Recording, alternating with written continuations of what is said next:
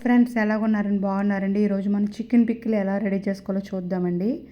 దానికి ఇలా మసాలా సామానాలు తీసుకుని దోరగా వేయించుకోవాలండి. లాలిక్కాయలు, లవంగాలు, దాల్చిన చెక్క, ఇవి కొన్ని ఆవాలు, కొన్ని మెంతులు ఇలా వేసుకుని, ధనియాలు, జీలకర్ర వేసుకుని ఇలా దోరగా వేయించుకొని పొడి చేసుకుని పక్కన పెట్టుకోవాలండి. ఇప్పుడు అల్లం వెల్లుల్లిపాయలు కూడా ఇలా మిక్సీలో ఆడుకొని పెట్టుకోవాలండి.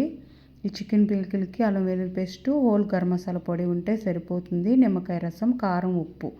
ఇప్పుడు మనం శుభ్రం చేసుకున్న ఈ చికెన్ని ఇలాగ మట్టి పాత్రలో వేసుకుని నేను బాయిల్ చేసుకున్నానండి. ముందుగా ఆయిల్ వేయకుండా ఇందులో వాటర్ అంతా ఆవిరైపోయే వరకు ముందుగా పసుపు వేసుకుని బాగా కలుపుకొని ఇందులో ఉన్న వాటర్ అంతా బాయిల్ అయ్యే వరకు మనం ఉడికించుకోవాలండి. ఇప్పుడు ఆ వాటర్ అంతా పోయింది చూడండి. దీనిని మనము కళాయి పెట్టుకుని అందులో గానుగ నూనె వేసుకున్నానండి. నేను పికిల్కి ఏదైనా సరే గానుగ నూనె వేసుకుని చేసుకుంటే బాగుంటుందండి. వేరుశనగ నూనె కూడా బాగానే ఉంటుంది. గానుగ నూనె అయితే దీనికి పికిల్స్కి అయితే పచ్చళ్ళకి పర్ఫెక్ట్గా ఉంటుందండి. ఇలా గానుగ నూనె ఒక అర కేజీ వేసుకుని ఈ చికెన్ వేసుకుని ఇలాగా ఆ చికెన్లో ఉన్న వాటర్ అంతా పోయే వరకు ఇలా ద్వారగా వేయించుకోవాలండి. అసలు పచ్చిగా ఉండకూడదు.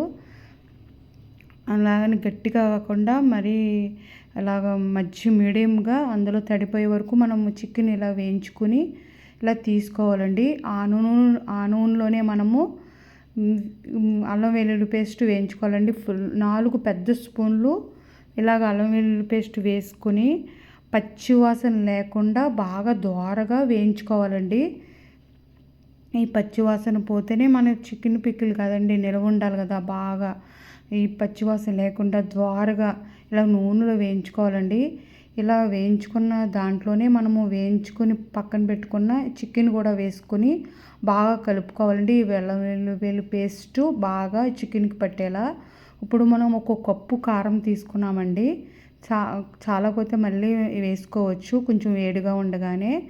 ఇప్పుడు ఈ కారం వేసుకుని బాగా కలుపుకుని మనము వేయించుకుని పక్కన పెట్టుకునే హోల్ గరం మసాలా పొడి వేసుకుని బాగా కలుపుకోవాలండి.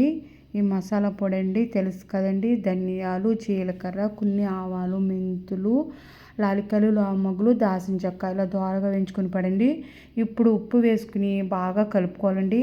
కారము ఫుల్ కప్ అయితే హాఫ్ కప్పు ఉప్పు అయితే సరిపోతుందండి. చల్లారిన తర్వాత ఇప్పుడు నిమ్మకాయ రసం వేసుకొని కలుపుకోవాలండి. మన chicken pickle ready friends. Please subscribe.